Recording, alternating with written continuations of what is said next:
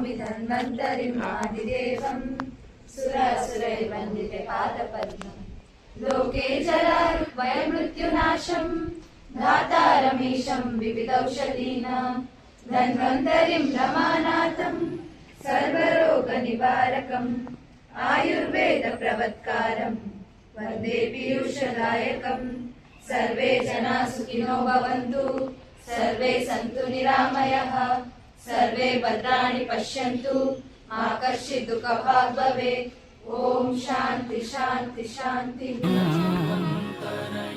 कल्याण शीघ्रकरणाय निजाश्रितानां कल्यं रुजापहरणाय महीजनां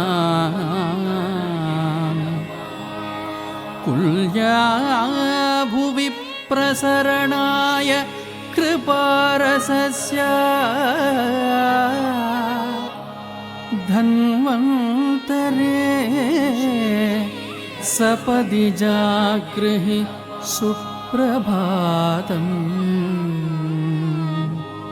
धन्वन्तरे सपदि जागृहि सुप्रभातम्।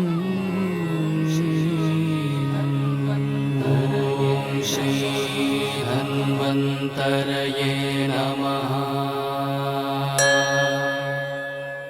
ॐ श्री धन्वन्तरये नमः।